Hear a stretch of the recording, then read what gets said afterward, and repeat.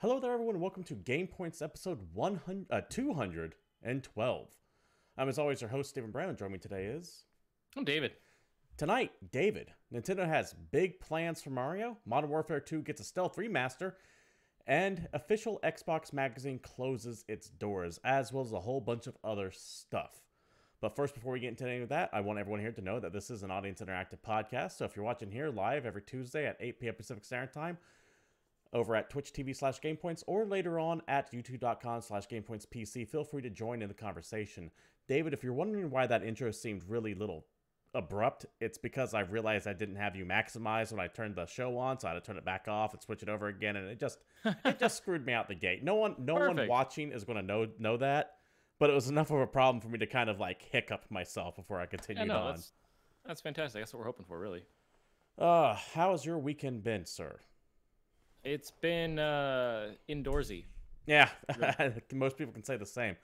It's fun for people like us, though, right? Because we have the natural advantage here. Because we play video games and we are more in bodies than out bodies. I agree. Not to sound like an ass, and I'm not putting anyone down, and I'm not trying to say I'm better than anyone, but my life has not actually changed all that much. Yeah, for you especially. Yeah. Right. You must. I do still have to go outside on occasion, but as far as like, I do like doing stuff outside, but I can just, it is what it is, you know? It is. I'm not going crazy yet. The only thing that I've been going outside on recently is actually Animal Crossing. I've been playing that game way more than I should have, and let me tell you, David, it's not like I sink 10 hours a day into that game, but I will wake up every day and go, I need to go play 30 minutes of Animal Crossing. And that 30 minutes without fail turns into 90. And Tom Nook is a son of a bitch. Because he just keeps stacking bill after bill after bill on top of me. But I got to get that fish. And I got to have room in my house to put that fish. What have you been playing? Well, I was desperately trying to play the Resident Evil Resistance beta all weekend. Yeah, that dropped in open beta Monday. Did it? Yeah, so I came out on Xbox on Friday, and then PS4 and PC got it on Monday. And since that time, I've been trying to play it off and on a few times, but the matchmaking is just completely broken. Like, okay, that does not bode well for a game that launches by Friday. I actually got a party of 4 players, right? So all we were looking for was the bad guy. We were in queue for 25 minutes, couldn't find anybody. So then I actually got 5 people online at once. I had 1 person solo queue as the mastermind and the other 4 solo queue as survivors. We all launched at the same time, and we still could not like connect to each other. Like, I know for a fact that there's 5 people actively looking for a game right now, and I could not get it done. Very frustrating. So I played Vermintide 2. Well, Vermintide 2 is an amazing game. I do highly recommend it. Were you able to actually get into it at all ever? No, I could do the tutorial. You can do the single player tutorial, and that's about all I could do. Damn. How was that? The bones of a game that I really, really want to play. From the survivor side, it really hits that, and I'm the broken record on this. I want another Outbreak 5 game. I do too. I always liked that co-op, resource management, survival horror thing that they did, and the survivor portion of the game feels a lot like that. You've got a limited inventory. Some of your survivors have special skills, like there's the girl you play in the tutorial has like a ping system, and she can kind of see where items are around the map. But then there's people that have, like healing pulses and all these other things like combat stuff and whatever. And you're trying to find keys and locks and whatever so that you can open this gate so that you can kill these like bio chambers, basically, is what you're trying to kill, are these like G weapon experiments. And then you're escaping. But the mastermind is a dude who is operating all the cameras in the place, watching the survivors, laying down traps, spawning zombies. You can also jump into the body of any of the enemies. So while you're playing as the survivor, if you see a zombie walking down the hallway that's got glowing red eyes, that's not a regular zombie. That is a player-controlled zombie. That is the mastermind. Okay. And they can do like different maneuvers, and they have extra abilities, and they can be a little bit more terrifying. Your ultimate as the mastermind is to, at least in the demo, to spawn Tyrant and just wreck people's day. Okay. How do you go about getting is it like based on time or points or deaths? I'm not sure, because the tutorial, it's like, all right, use your ultimate ability. So I have actually no idea how you work on unlocking it in the real game. So Captain Ice Cold, I'm we're talking really about upset. the Project Resistance Resident Evil 3 multiplayer beta that was in open beta over the weekend. It was having major multiplayer connectivity issues, Yeah. unfortunately.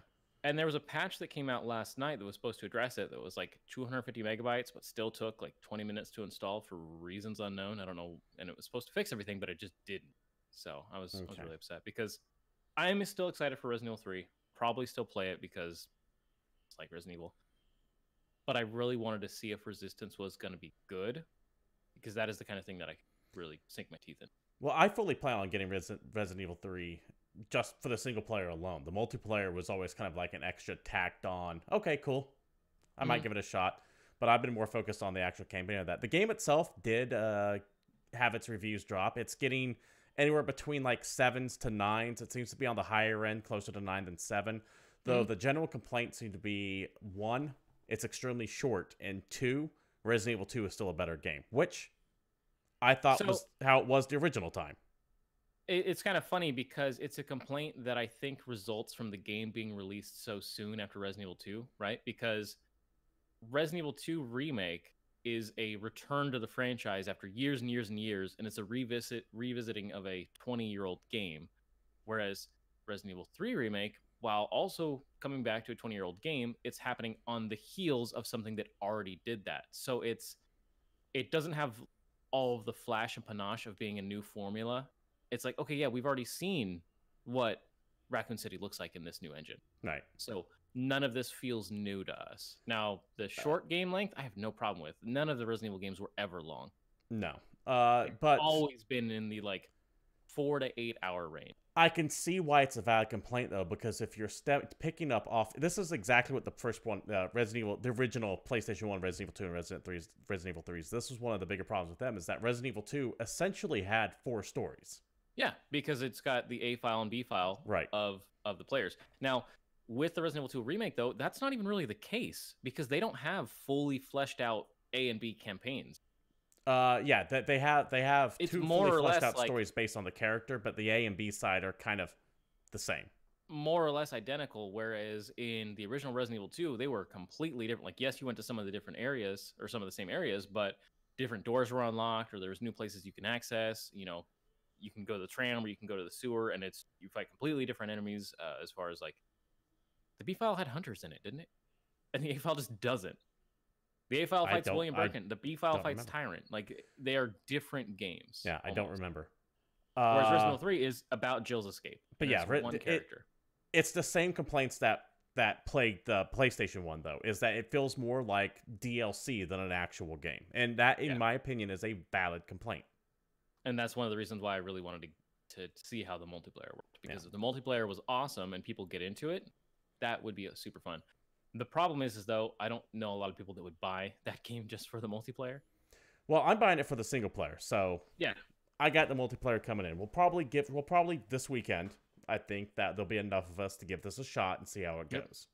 I'm sure we'll get more feedback. Hopefully I'm sure at least 2 other people that we know will pick this game up, and we'll go from there. But anyways, that's enough about Animal Crossing and Resident Evil. Let's go ahead and get into the news of the week. Of course, if you have anything that you guys want to add to the conversation, feel free to comment either live in chat or down in the YouTube comments below. Just try to keep it germane to the conversation, and we will try to get to you in a timely manner.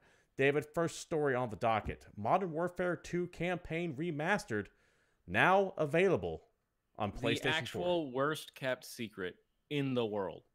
Right. This started leaking very heavily over the weekend. But not even the weekend. We've known about this since like the Call of Duty 4 remaster campaign. Yeah, I mean, like, it was everyone's kind of like, okay, so when's Modern Warfare 2? When's the one we actually care about? Yeah. No, don't get me wrong. Call of Duty 4 had a good game, but Modern Warfare 2 was kind of the one that everybody loved, right? Yeah. I mean, it also has one of the most memorable moments in video games, regardless if you say it's good or not. It certainly caused controversy in the whole no Russian level. Oh yeah. I wasn't even thinking about that. I was just immediately thinking of the ending, but I guess I won't spoiler it. Fair enough. This information comes via Charlie Intel, which is a known Call of Duty fan site / heavy news. Like, it's an entire website devoted to Call of Duty, so they know their stuff. From the article, Activision has announced and released Call of Duty Modern Warfare 2 Campaign Remastered, first on PlayStation 4. It costs $20.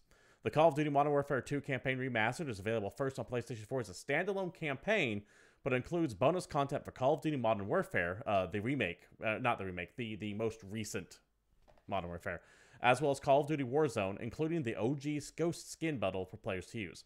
Other platforms released to follow on April 30th. So PlayStation 4 has a timed 1-month exclusivity on this game. How do you feel about that, David?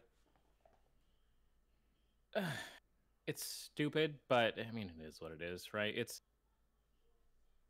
when the Call of Duty 4 campaign released, it's like, okay, that's cool. It's $20. This is kind of the same thing. I don't really care about replaying that campaign, honestly. If they were like, hey, Call of Duty multiplayer, and that was blocked, then I'd be a little more perturbed. But literally doesn't matter. I can wait a month for this. See, I'm so the opposite of you. I'm not gonna play it, period. So I just actually don't care at all. That's the problem. I would drop $20 for a remastered Call of Duty single player campaign, but I would never go back to that multiplayer. I have Warzone now. I have other stuff that I can play. But man, do I kind of want to go through this campaign again. Because when Modern Warfare 1 came out, I went through that campaign again and never touched the multiplayer on that either. Mm-hmm. So we've been over this a million times. You don't play games multiplayer. I do. Rarely, yeah, but you do.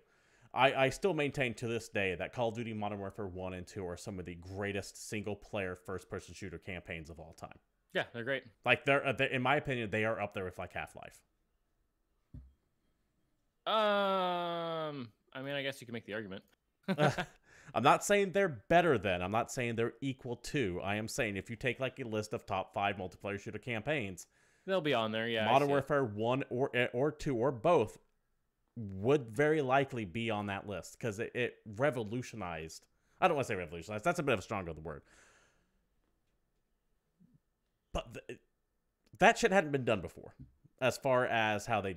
It definitely brought that series to life. Certainly does. Captain Ice Cold says, didn't even notice that your camera's a little bit wonky because, David, you are currently filming in a different room than normal due to corona reasons. He says he didn't. The audience is saying that they didn't notice because we still just both look like ass to begin with because they're on the phone. Fair enough. Well, it is what it is. David, let's go ahead and move on to this next story. You want to go ahead and lead us off on this one? Hell yeah, let's talk about this. Really excited about this. I saw a mock-up. Well, we'll get into it and then I'll talk about it. So this is from Video Games Chronicle. It's also from various other places. But Nintendo has big plans for the Super Mario Bros. 35th anniversary. Nintendo is planning to celebrate Super Mario Bros. 35th this year with several major releases, new and old. Multiple sources have told VGC that the platform holder is planning to hold an event to coincide with this year's anniversary, which marks 35 years since the start of the mainline Super Mario series in 1985.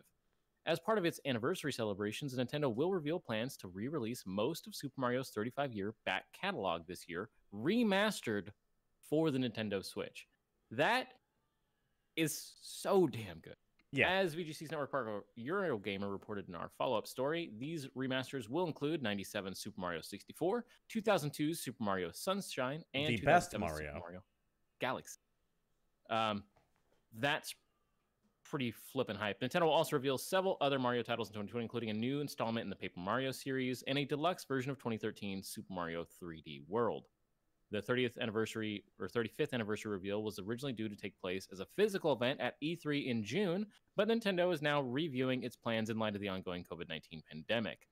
One person with knowledge of Nintendo's plans said that the re-releases were being treated as a special anniversary collection of games rather than standard digital ports. Now, the thing that made me super excited about this is I saw a mock-up that literally just had the Marios from 64, Sunshine, Galaxy, and Galaxy 2 all put on the cover, and it said Super Mario All-Stars 2. That's kind of what it is, right? And then at the list of those 4 games at the top, it said Nintendo. It looked very official. I mean, obviously, we can't post it because if we actually post anything Nintendo related, we always get flagged. So if you want to, you can look it up. You know, Google Super Mario All-Stars 2 and see that cool box art.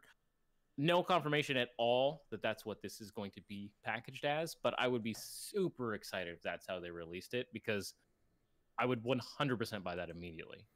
So, couple things out the gate that I want to mention with this. Now that we've gotten the meat of the article out of the way. One, this is technically not confirmed yet. True. but it would make a lot of sense. Yeah, and this also sounds like something that there's way too much smoke around this, because it's not just Video Games Chronicle running this. It's Eurogamer, it's VG247. There's a lot of people going, yeah, we've heard the same thing. So there's too much smoke for this not to be true. Yeah.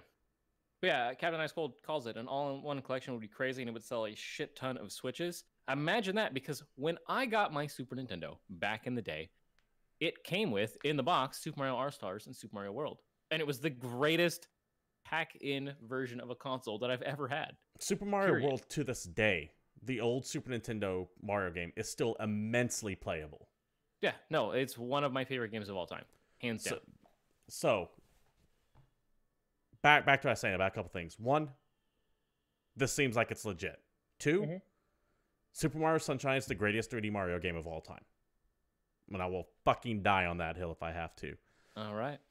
Three. I would... Oh, go ahead. Go on. No, go on. I was just going to say, I would go on to say that the Mario games in general, there's not really a bad one in the bunch. Like, some people don't love, like, Paper Mario. Some people don't love, like, Mario's 3D World. And that's what it is. But as it is, almost every single one of those games is just super flippin' fun. Yeah, no, there isn't a bad Mario game. Additionally, I'm very excited to hear that these aren't necessarily going to be straight ports. They're giving them the collector's treatment. So I expect things like box art, maybe. Please remaster the audio. Please don't give me like MIDI weird bullshit collections. Maybe remastered audio. Couldn't say for certain. I doubt they're tightening up the graphics, but we'll see. Oh man, they got to tighten up the graphics on level 3. We'll see how that shakes out. Stuff like that, man. That's not a real thing. I can't see them doing too much to fiddle with like some of the older Marios, like Nintendo Super Nintendo Mario. But could you imagine like a Mario 64 with like a higher polygon count? That'd be amazing. Like I don't know exactly what they would do to it. Up-res it.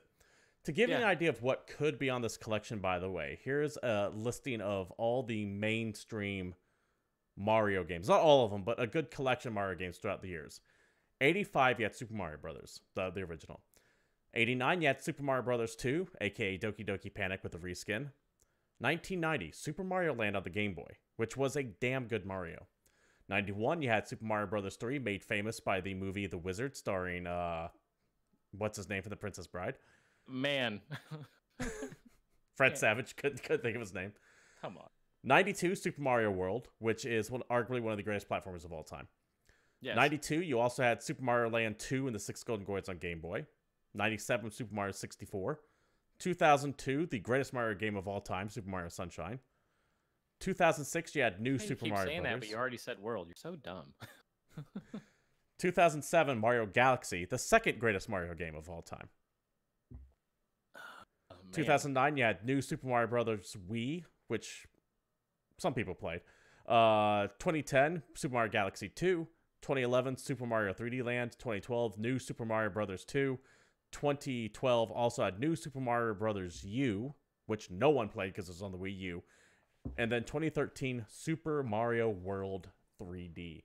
So if they were to take all of this and slap it into one 35th anniversary collection... Holy crap. There's no way they would do that. Like, that in itself would sell Switches like mad, though. If they bundled all of them together, they would sell it for like $140 because Nintendo doesn't put games on sale. I don't think they would. I think Nintendo would sell this for $60. Best of side-scrolling Mario that has like Mario 3, Super Mario World, Mario like new Super Mario Brothers, like those kinds of games, all in one package, and then all the 3D more open world games like 64, Sunshine, Galaxy, Galaxy 2 as a separate package. Or they're just going to release them all individually on the eShop, and they're all going to be $40, and no one's going to buy any of them. I don't know. I'd buy Super Mario Sunshine if I can have it on the Switch. I'd spend $40 on it. Wow. I would. I would in a heartbeat. I wouldn't buy all of them. I'd be very choosy about what I'm picking, but Mario Sunshine would be on that list. Yeah, roll into Sunshine, man. Let's see. Chat's saying they can't wait till they remaster Mario's Missing. I remember Mario's Missing. Dude, where's Mario Paint? Come on. Also, where's Super Mario RPG, Legend of the Seven Stars, and all of this? there are rumors that Paper Mario is also getting, there's a new Paper Mario coming as well. So we'll see how that shakes out. Captain Ice Cold in chat says, makes sense of them breaking it up like the Mega Man collections. You know, Mega Man collection had theirs Anniversary Collection 1 and 2, and then there was X1 and X2 as well, I believe. And now there's the Mega Man Zero collection with Z and Z. I could see them doing something like that, as long as they price That's kind of what I was leaning towards. They have like the actual side-scrollers, the traditional platformers, and then they have 3D platforms as separate bundles. As long as they kept the price reasonable, like they are for those Mega Man collections, which I think are like 20 or 30 bucks each. I think 30 bucks would be reasonable. If you get like all the Nintendo and Super Nintendo games on one, slap $30 sticker on there. So isn't Super Mario World on the Super Nintendo Switch, whatever thing they call that? Oh, the virtual console thing? It's not virtual console anymore. It's called something else. Whatever the hell they're calling it. I don't know. Because I'm trying to remember that the Nintendo didn't have the regular Mario Brothers, right? It had like the arcade version, which is kind of nonsense. It had like lost levels, more or less. I don't have it near me. I would look that up, but I don't. I don't remember because I feel like they've actually held back on the Mario games on Virtual Console. I'm almost positive Mario 3 is probably on there. Why. I'm almost positive Mario 3 is on there, but I don't know if I Mario feel like 2 Mario or 3 is on there, is and on I there. want to say Super Mario World is on the Super Nintendo version, but I think that's it. God damn, I don't know that. If anybody knows, just let me know. Yeah, just let us know in chat if you happen to know, if you have the answer to that. If you've got your Switch handy, or if you want to aggressively Google the Nintendo eShop so that I don't have to, that sounds great. I am really looking forward to this collection though, which seems to be all but confirmed at this point. Way too many people are saying it exists. It's hard to think of a Mario game that's not fun. It actively makes me want to go back through Super Mario Odyssey. Dude, what's funny is when I heard this news, I was in a conversation and I immediately said, by the way, Super Mario Odyssey was the best Nintendo game released that year. Yes. Hands down. 100%. It was the most fun Nintendo game released that year, and Breath of the Wild can suck it. I like that we're both united on our... I don't think we hate Breath of the Wild. No, absolutely. I definitely do not hate Breath of the Wild. Breath of the Wild is a perfectly great game. It is acceptable. It's an acceptable game. It is... I mean, I'd even say it's a great game. It's just not the best game that's ever been made, nor is it even the best Zelda game that's ever been made, in my opinion. You can be mad at me if you want. I don't really give a shit. I take a little bit farther and say it actively is going to ruin Zelda's, because that's going to be like their new normal now for every mainstream Zelda. So I feel like we're going to be stuck with it for the next 10 years, and then we're going to get a throwback Zelda, kind of like what Capcom just did with Resident Evil, right? Resident Evil 4 changed the game, and then they like jumped the shark with 5 and 6, and then they returned to form with Resident Evil 7. So maybe we just have a few more of these crazy, big, ambitious, cel-shaded-esque open-world Zelda games, and then we get, a proper game with actual dungeons, and it makes you feel like you're doing stuff. Yeah, well, we'll see. David, we're not done with the Nintendo news yet, however. Oh yeah, let's keep going. Nintendo finally, after every week someone online saying it, released what they consider a mini direct. Now, I don't know what the fuck Nintendo considers mini, because this thing was close to 30 minutes when they're normally like 10 minutes long. But I want to go ahead and say, out the gate, we know that everyone claims there's a Nintendo Direct coming out every week. But of all the rumor mongers and all the people saying this is it, this is the week, there was one intrepid Twitter user that called that this was coming this week. That's right. Everyone's favorite new video game leaking source, at Hot Girl Video 69, successfully called the Nintendo Direct coming. I also like how classic our channel is, because we have no problem mentioning a cam girl by name. Like, I saw so many like articles and like, oh man, the most surprising source released this, but we're not going to link it because it's inappropriate. We don't give a shit here at GamePoints. To be fair, I don't know if Hot Girl Video 69 is their first or their last name. I should be saying Miss Hot Girl Video 69. I would say the person who runs the account Hot Girl Video 69. We're on the internet, bro. Fair enough. For those unfamiliar with who we're talking about, there is this cam girl who claims to have insider information from someone she financially dominates online, and has been leaking them information about video game stuff. And one of their most recent things that they predicted was a Nintendo Direct happening last week. And sure enough, it happened. Now, what they said was going to be in it was not actually in it. And that is where you lose me. Yeah. I'm We out. have I'm to- sorry. You can't have half a prediction. What this means, though... You can have half of a cred, in my opinion. So I will give you a 50% probability on everything you say from here until the end of time. What this means is that we do have to wait for her to confirm another leak for it to be true. So, of course, that does mean now that I have to follow religiously Hot Girl Video 69. I have to watch everything that comes through just in case they mention something about video games. So, I will do this job for you. Whatever you got to do, bro. Whatever you got to tell yourself. However you got to justify those bank statements. But all of that aside, there was a Nintendo Mini Direct this week, and it did have some information. We're going to go through it. This is not a comprehensive list of what was shown on there, just some of the big... Yeah. Yes, chat. Yes, I appreciate that you're thanking me for my sacrifice. We're going to go through some of the bigger highlights on it, but we're not going to be going through every single thing on there. So let's go ahead and start off with... There's a bunch of stuff. There's. Let's start off with Xenoblade Chronicles Definitive Edition coming May 29th. This is the remastered of Xenoblade Chronicles. I love that game. I am looking forward to playing this. A lot of people love that game. And it comes with an epilogue, which I am really excited for because without getting into too many spoilers for Xenoblade Chronicles 2, those games are actually connected, despite taking place in completely different universes. Wow. And I don't mean the one with the 1 and the one with the 2 are related. Yeah, I don't even think Final Fantasy, right? Numbers that don't do that. Yeah, this isn't like Final Fantasy. There is an actual directly related story connection between the two games. And I don't want to get into details on what it is, but I'm super curious to know if this epilogue is going to wrap it more into the story of Xenoblade Chronicles 2, because it'd be very interesting to see how that happens. Yep.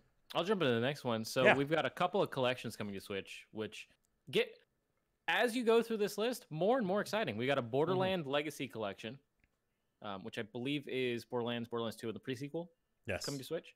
XCOM 2 collection, which is a fantastic video game, and a BioShock collection, which the BioShock games are so damn good. By and large, they just kind of are, right? Yeah, they are. There's not a bad one.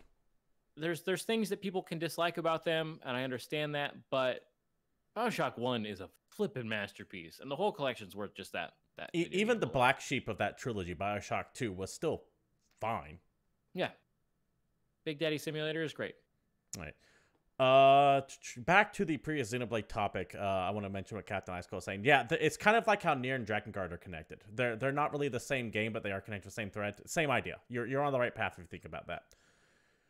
They showed off, back to the Nintendo Direct now. They showed off a game that I'd never even heard of, but it's out now, and I'm going to be buying the hell out of this, called Shinsekai Into the Depths. Now, did you take a look at this, David? Not really. It is a deep sea diver Metroidvania. Which is cool. I would imagine right up your alley as far as Metroidvania goes. Take a look at it. Looks super interesting. I'm not really that into the sea. You're spooky, man. Ocean's haunted. It's a Metroidvania, dude. Get into it. Plus, yeah, no, that's actually specifically my jam. I'll probably play. It's a setting that would terrify you. Because as you said, Ocean's haunted. This last weekend, I've been replaying a ton of Dead Cells just because I love that game so much. It's a good game. Never finished it, but it's a good game. Other news coming out from this Direct. Animal Crossing New Horizons is having their Bunny Week. It's an Easter-themed 2 weeks in Animal Crossing where you get to find eggs and build egg pastel structures and all that good stuff. Get some bunnies up in you, or up in your house, however that Animal Crossing works. I don't play those games. I just heard about Tarantula Island. That's all I know about. Wait, what? You never heard of Tarantula Island? I wish I didn't. What the fuck is Tarantula Island? Be careful where you visit, bro, because one of those islands is filled with tarantulas. Fuck. Congratulations, you're never playing that game again. It's the horrors of Spider Island. Jesus Christ. Yeah, I didn't know there's Tarantula Island. One of the randomly generated islands that you can visit, there's a chance that you just spawn an island filled with spiders. It's just tarantulas, as far as the eye can see. I mean, that's it. I've seen clips of stuff on Twitter and on YouTube, and it's hilarious because people don't like spiders. I think spiders are chill. That's pretty great, though. That would be a lot of money, though, because those fuckers, I think, stuff like 10 grand each. I'm not positive. Beating that, chat says that there's an island just filled with rocks that spew money. So, Money Rock Island is also on the table. I would much rather go to Money Rock Island than Tarantula Island. That's true. How about instead of playing Animal Crossing, you play Catherine Full Body on July 7th for Catherine Switch? Full Body Edition. I need to actually play. I loved Catherine. Catherine was an amazing game. It's a good puzzle game. I know Full Body's been out on Xbox and PC It's and been PlayStation out for a 4 while, right? Yeah, this is a Switch version of it coming. You also have Super Smash Bros. Ultimate announcing what their next fighter is going to be. It's going to be someone from ARMS, but we don't know who exactly. Hey guys, remember we made a fighting game for Switch and we called it ARMS and nobody played it? Well, suck it, everybody that wanted Waluigi. Yeah. You get an ARMS character for It Smash certainly Ultimate. feels like the last few Smash Brother characters have been devoted to going, hey, remember this franchise? Please buy it. I don't know feel if like we're just going to get another ARMS game. Yeah, that's. I don't know. No, we don't need another ARMS game. We have to talk about this because it is a continuation of the worst fuckingly named Yeah, sure, that's the word. Yeah, named it's fair enough. in the history of time. Bravely Default 2 comes out sometime later this year. Bravely Default 2 being the third Bravely Default game after Bravely Default 2nd, which is the sequel to Bravely Default. Square, that's Square naming. Really pissed me off. You've been pissing me off consistently for years. I have not played a new Square game in... Damn, when did Final Fantasy 12 come out? Before whenever that game came out, that is like the 2007? last. That is the last Square game I played. No shit. Yeah, I tapped out after that. You didn't give 13 a shot. You didn't give 15 a shot. I was like, this just plays like an MMO. I'm out. And then they made another MMO. No Kingdom Hearts afterwards. Nope. All right. Name Square franchise from then to now, and I have not played it because not even Deus Ex. Technically actually, a Square game.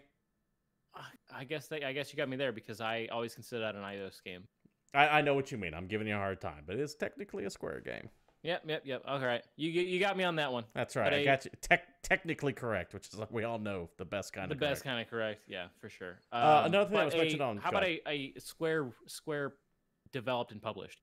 I have not. Oh, then I don't know. I couldn't tell you. Also mentioned on Nintendo Direct, I'm kind of excited for this. Clubhouse Games 51 Worldwide Classics, and that's coming out June 5th. This is actually really cool. Like for the Switch, this is amazing. As the video started, I was like, this is dumb. Who would want this? And then they kept listing games, and I was like, okay, actually, maybe if all you have is a Switch and you're like on a road trip and like you got the kids in the back of the car or you're just on an airplane and you're like making friends with your seat neighbor, which is not a thing you can do at this point in time in real life. Yeah, dude, it's cool. No, I want to pick this up because it's perfect for like little tile games like Go or chess. Bro, or checkers. It's got backgammon. Who even knows how to play that? I love all that stuff on there. Captain Ice Cold asks, what about Ninjala, the Splatoon Melee only ripoff? I wasn't actually going to mention that, but we could talk about it. Did you see the trailer for it? Yeah, I actually did. What did you think? It looks very fun for the people that want to play that. I have zero desire to play any multiplayer games on the Switch. Same here, which is why I wasn't going to mention it. Welcome to the chat, Ignis, by the way. Glad to know you're alive. I will play local multiplayer. I play Smash and Mario Kart. But other than that, I use my Switch undocked offline a lot of the times, honestly, like when I'm traveling or something. Fair enough. I plug mine in, but either way, I'm not playing Ninjala. I have two more mentions I want to mention about this direct here real quick. One, Panzer Dragoon remake out right now. Looks really amazing. Hell yeah. And then two, which leads into possibly one of the most entertaining stories I've seen in a while. Star Wars Jedi Knight Jedi Academy is out on the Switch. And David, why don't you tell us about some of the multiplayer problems they've been having with this game? This is probably my favorite thing of the week. So, as we all know here on GamePoints, PC is the definitive way to play video games, and it will never die. And consoles are for suckers. Yeah. Or people with disposable income, I guess. But Jedi Knight Jedi Academy has an online component, and when you join a match online, the IP address of that match is displayed. So some very crafty PC players have realized that they could join a match on their PS4 or on their Switch, see the listed IP address, boot up their computer, load up Jedi Academy, which has been out on PC for 17 some odd years, and then proceed to dominate the hell out of a bunch of people playing on console. and that's amazing. It's just triumphant. It's Not so not good. not only They dominate linked people on console. directly to the match with the IP address, which Yeah, they could found probably a pretty way to easily kind of fix this if they cheat just in. remove that listing and change the IP addresses of the matches, whatever. But there's people just playing on mouse and keyboard, playing Jedi Academy, and just destroying console players. They found a way to kind of cheat in to get into console servers, which is the best part of it all. I'm sorry, it's not cheating. It's publicly available. It's a feature. This is a feature. Is it really? I thought it was like you had to like jury rig to get into it. I mean, yeah, you kind of do, but with how Okay, so it's not meant to actually be. So let's not call it a feature either. To be fair, to say cheating is probably rough, but they are definitely having to get around some shit real quick. Yeah, no, it's just really funny. There's tons of console people that are super pissed at it, and if you only play it on console, I can see how that's ridiculously frustrating because I mean, you just can't handle first-person shooting in console versus PC anyone with a mouse and you put unless it has built-in aim assist, because Modern Warfare, for example, does have a crossplay between all the consoles and PC, but the console players still get like snap to aiming. Yeah. Like those games have always had. So, because you know, if you aim down sight on somebody, it kind of center masses you automatically. Because that's how. Because a mouse and keyboard is far more accurate than a control pad. Yeah, David. It's been that way since Halo, right? Halo invented that whole thing, but Jedi Academy, I don't think does it. Ever since we mentioned the PC Master Race bit to lead into this, it always reminds me of this glorious image right here. Let me bring it up. Oh man, there we go. What's happening? Of all those godlike PC Master Race people looking down at the console plebes reaching up as Gabe Newell shining, not quite fitting in the spandex there, telling them to go away, essentially. That is one of my favorite pictures of all time when it comes to the specific PC Master Race. That's actually pretty good. Can we change our YouTube banner to that? I don't know. I don't necessarily want to run afoul of the person. I'll draft a letter to Gabe and see if he's okay with us using his likeness. I'm sure he is. Okay, so we have one more big news story and then a whole series of small ones I want to get into. Let's go ahead and move into this one. A little bit of sad news, and it's via Eurogamer. Official Xbox... Whoa. Hold on, you skipped one. Also coming out to the Switch and the PS4, I have to mention this. It's important to people. Star Wars Episode 1 Pod Racer, bro. Oh, shit, that's right. I did want to mention that. Shout out to Captain Ice Cold for bringing that up. Yes, thank you very much for that. I completely forgot to bring it up. It is sitting in here. Anyways, back to the next news topic. A little bit of sad news coming from Eurogamer here. Official Xbox magazine is closing down. From the article. Ooh. The official Xbox magazine has closed down, Eurogamer has learned. OXM folded last week with the magazine's last few remaining staff let go. Eurogamer understands OXM is one of 6 magazines closed at Bath-based media company Future, although it's the only gaming magazine among them. In a statement, Bath-based Future said the decline in video game retail had impacted the sales figures of its magazines, and insisted its executives had taken pay cuts to keep the number of layoffs, quote, to an absolute minimum. Quote from a statement sent to Eurogamer. Like many organizations right now, we find ourselves being forced into making difficult decisions. We have a duty to care for all of our staff during this time, and our focus on protecting business for them and for our customers. We have introduced a raft of measures to keep the numbers of layoffs to an absolute minimum, including significant pay cuts to our executive team and board. Whilst the decline in retail footfall impacts our magazine business, we are well placed with significant digital audiences and diversified revenues to continue delivering our customers' changing needs at this time. End quote. All of our best, of course, goes out to those affected by OXM's closure. It is yet another outlet getting the axe in what has been a very tumultuous few years for digital media in general. Not just video games, but magazines as a whole are shutting down. Websites are closing. It's a bummer. And that is unfortunate, but I feel like it was worth to be mentioned on the show. It's kind of weird because, like, aggregate news is the popular way to do things nowadays, right? Where you don't rely on any one source and you just kind of grab things from everywhere, which is how this show operates, right? Yeah, that's exactly how the show operates. That's what we rely on. But as more and more of these different like kind of branches of media is shut down, we lose more and more perspectives on the industry, right? Because the Xbox magazine was never something I read. I was never a Microsoft Xbox guy, but it's been around forever, right? This launched back when the Xbox did, and it's kind of been one of those staples. It's like one of the stalwart magazines that survived everything else. I mean, it was their version of Nintendo Power. Yeah. Which itself doesn't exist anymore in a magazine format. Because they always had their own unique perspective, and I really hope that their writers find a home at other publications or at other different websites and things like that. It sucks. Well, you also, but if we keep shutting down all of these specialized news places, you know, we're an aggregate news site, and where are we going to get news from if there's nobody that specializes in everything? It's just going to be that constant Twitter regurgitation that, honestly, while it works, it's not my favorite thing. I don't love Twitter as a go-to news source, as, you know, so-and-so said this, and this is how we're reporting it, and they told us in 120 or 240 characters or whatever, and here's how much we're extrapolating this when we're writing a 3,000-word article. Based on what we think that he was trying to say. Which is one of the reasons why, whenever possible, I do try to link to the actual, like, press release itself if it's just, like, a news announcement, rather than going to the Twitter link. I mean, sometimes I do use Twitter links because what they'll do is they'll copy and paste the news announcement on there. But I do try to go to the primary source whenever I can. It is changing times because, one, print media has been essentially dead for years now.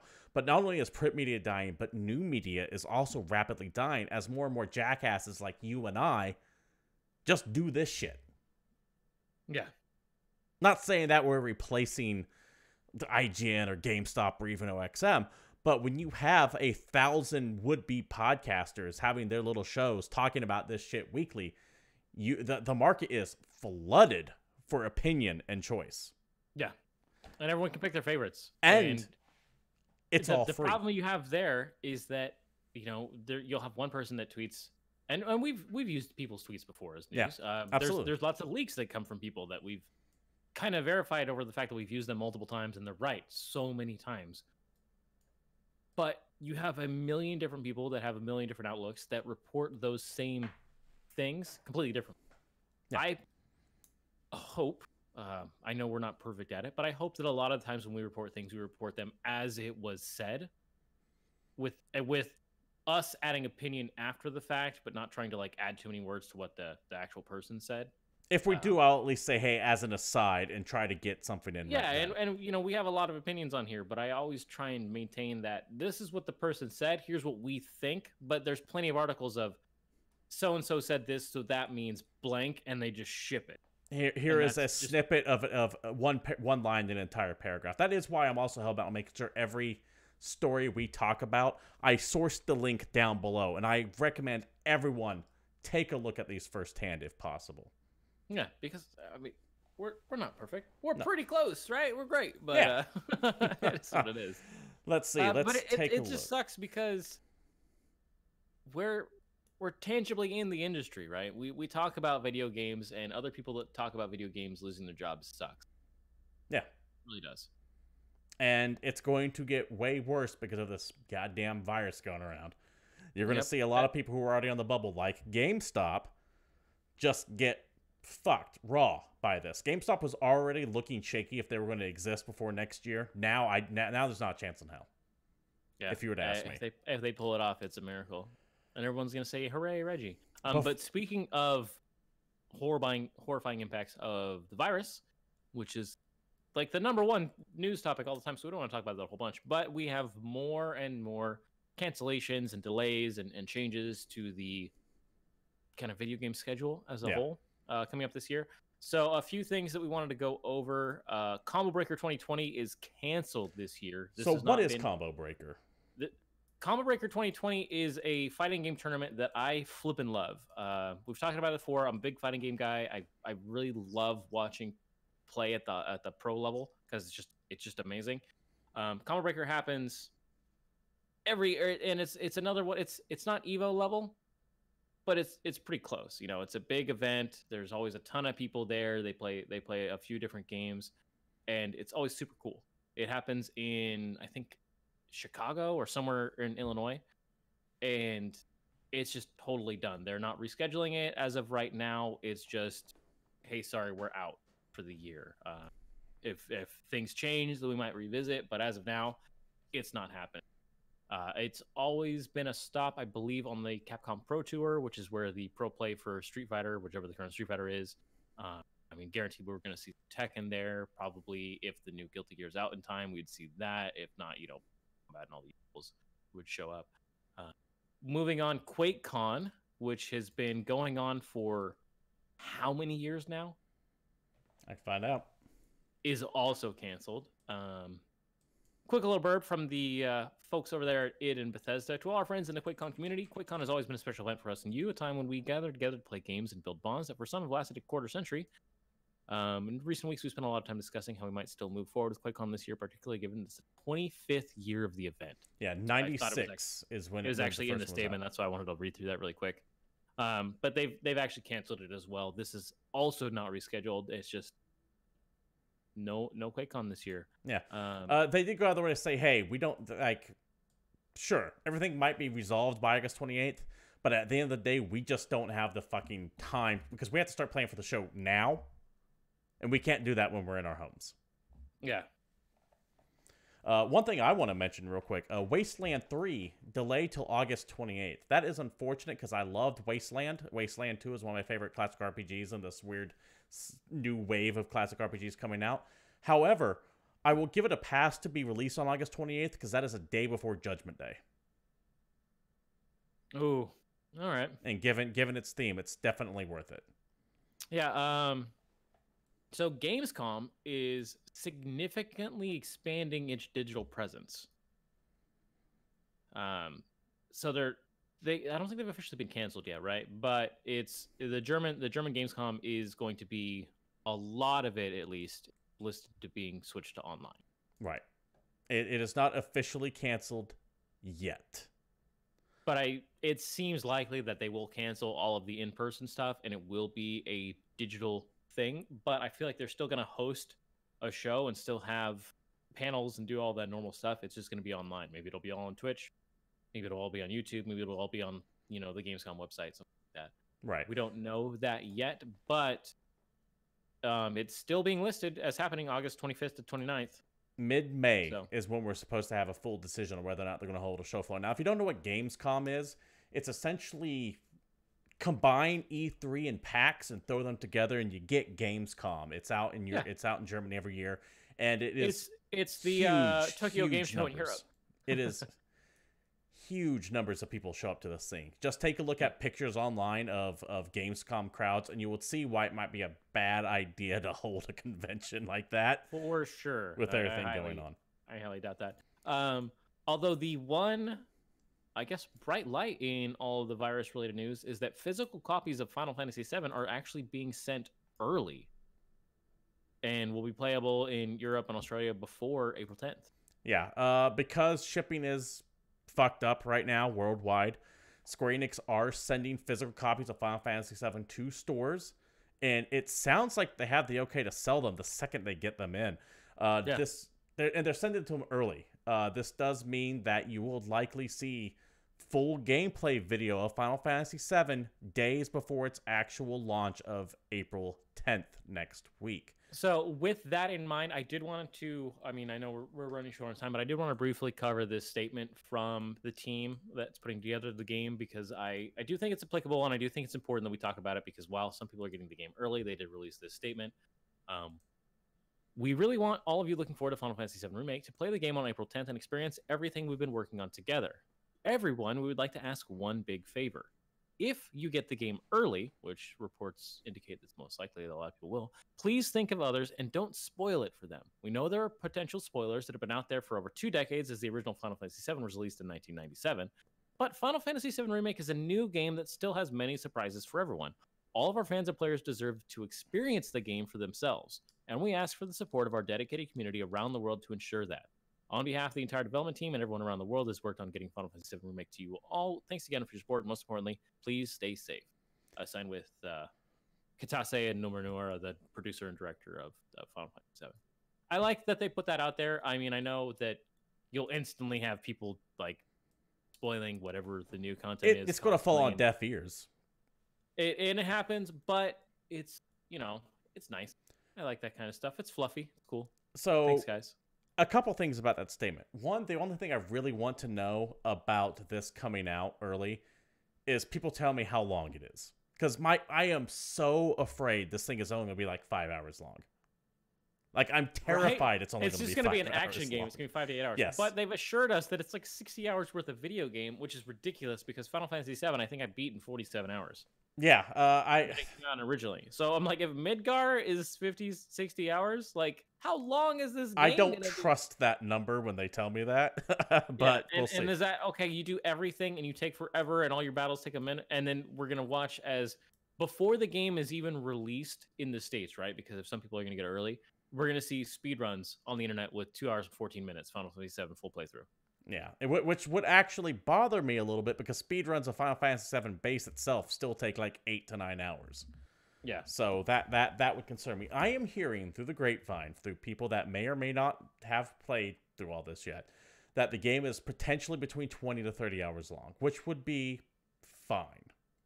I would be fine with that. It's so weird. And chat brought this up, but like, how much of the game do we even know? And the only thing we have confirmed is that it's only Midgard.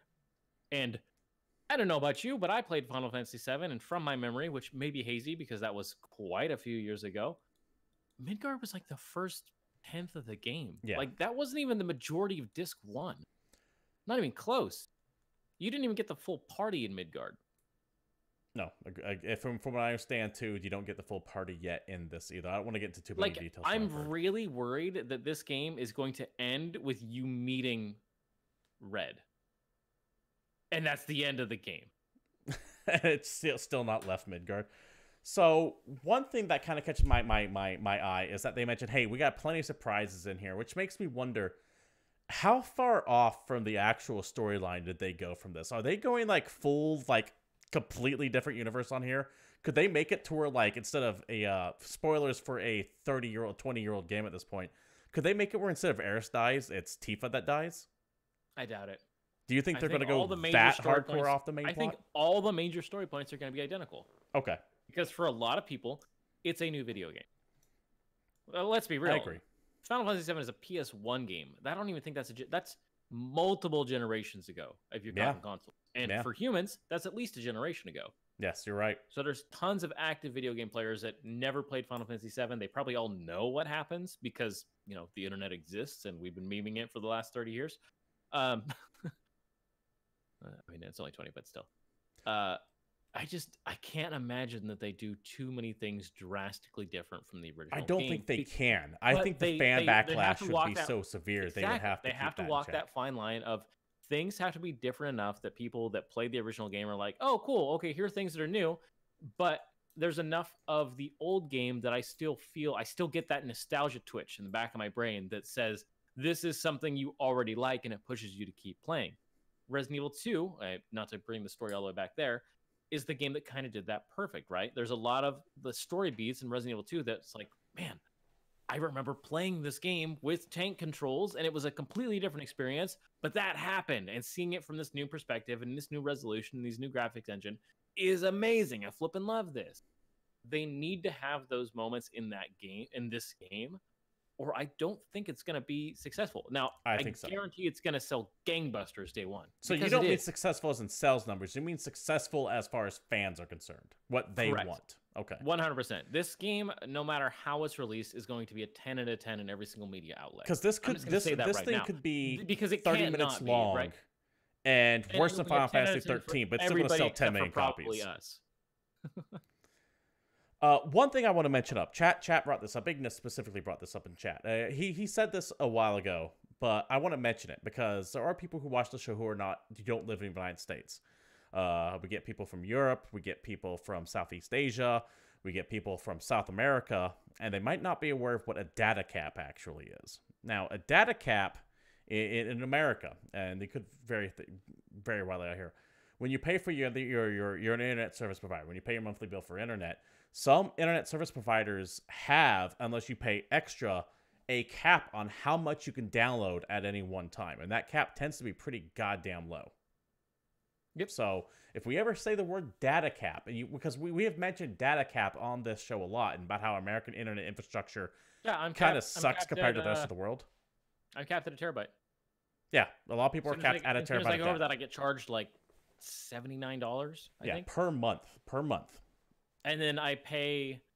It's like a $79 flat overage fee, and then I pay an additional whatever the hell the amount is, like, per gigabyte. Like, it's just it's pretty insane. You can usually pay an extra premium per month to get over that data cap to begin with.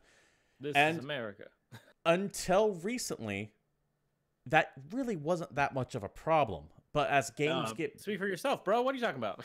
I am referring to the vast majority of people who live in America. Most people do not come close to hitting users, that's correct. People that watch our show, probably not as accurate.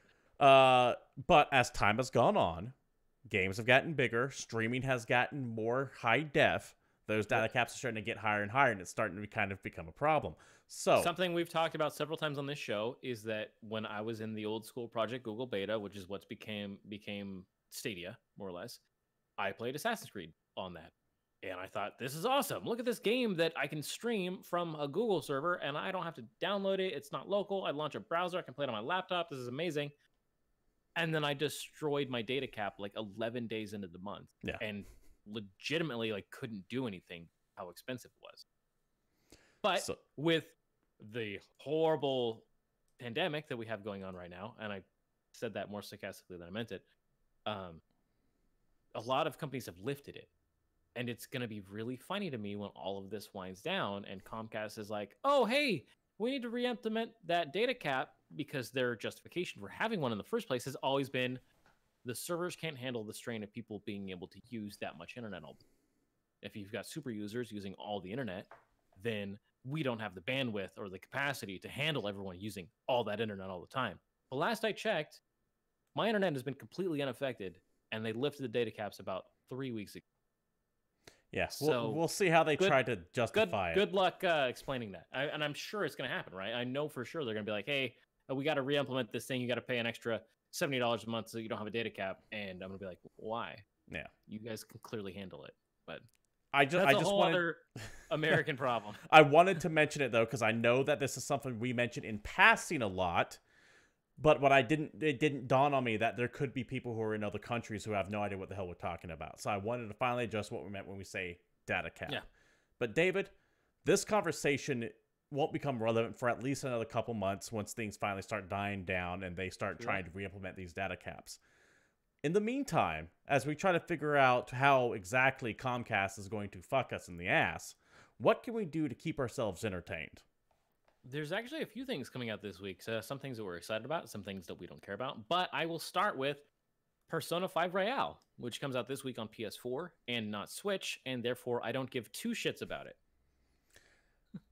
I'm actively playing through this right now. I love Persona 5. Persona 5 is a fantastic video game, yes. But I've played Persona 5, and I have no reason to buy or play Royale. Yeah, but now, did you finish it? That being said, there's a new party member, and there's a whole new location with new side activities, and there's new personas, new enemies, and new weapons, and new super moves, and combo moves, and you can have two characters. There's like a new third of the game. Fusion attack, and there's also 2 new endings, and there is a lot of content coming out for Persona 5. But let's be real, man, I'm not going to play on RPG on my PS4 anymore because I would rather just play it on Switch.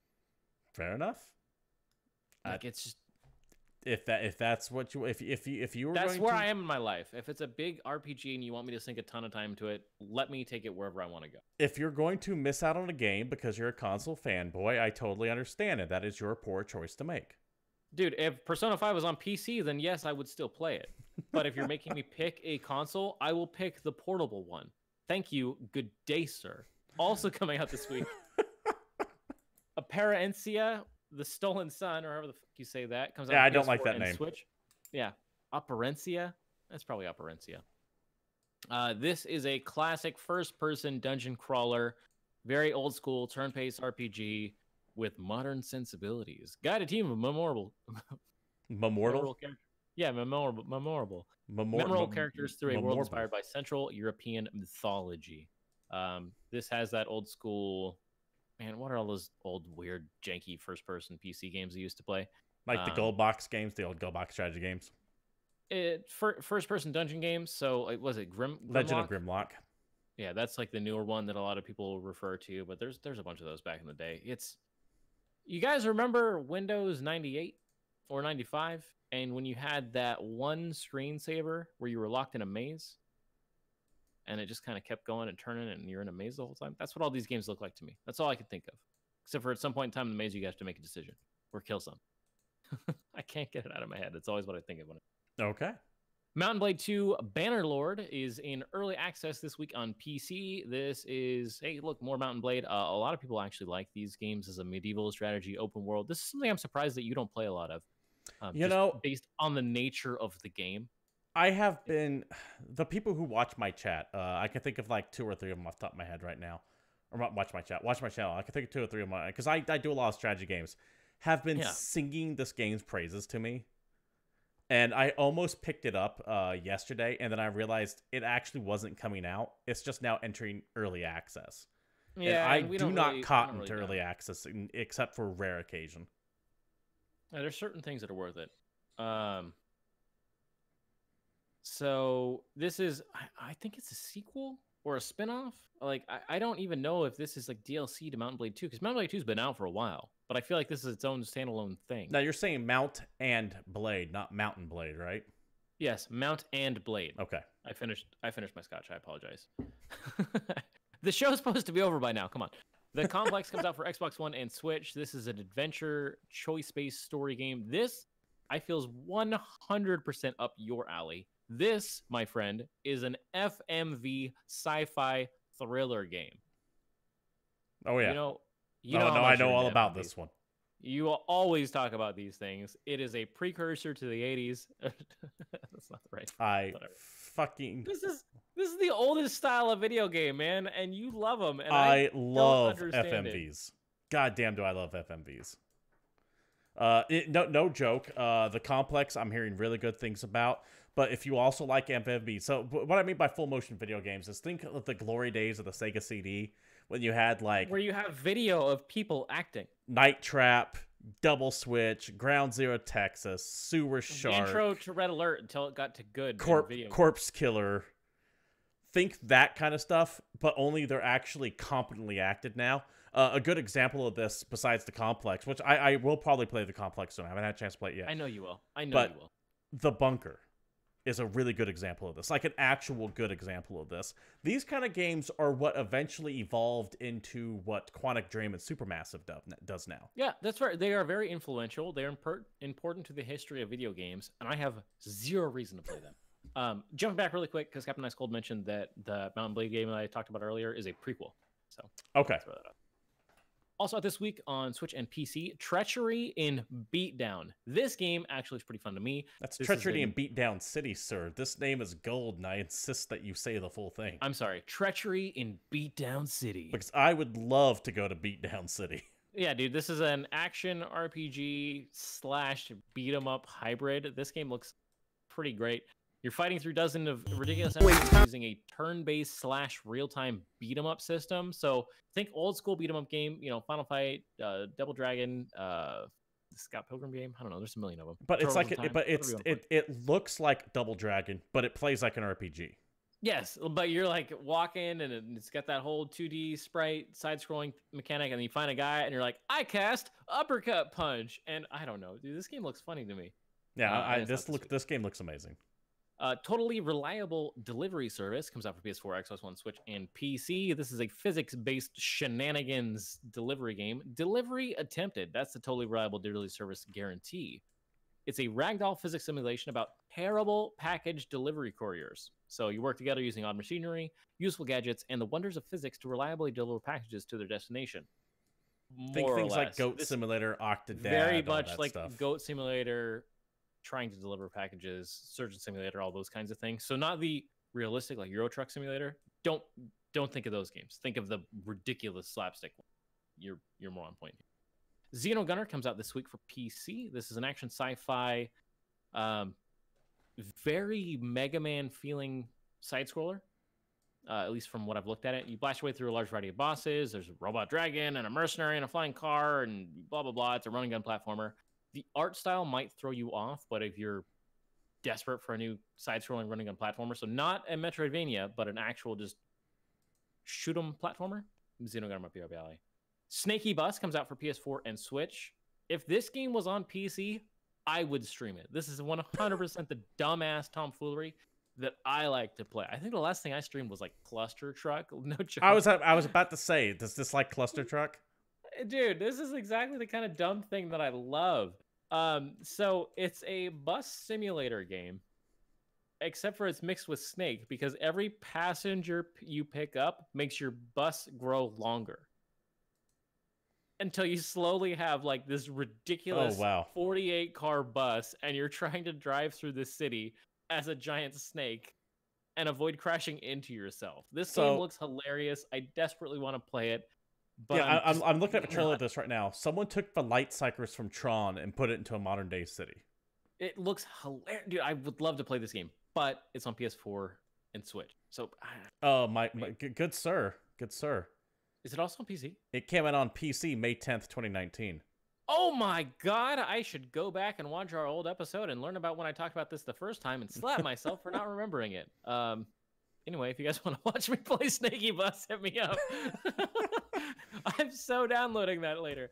Also out this week, MAZM. I'm pretty sure that's an acronym for something, but when I looked it up, it didn't tell me what it was. Jekyll and Hyde comes out for Switch and PC this week.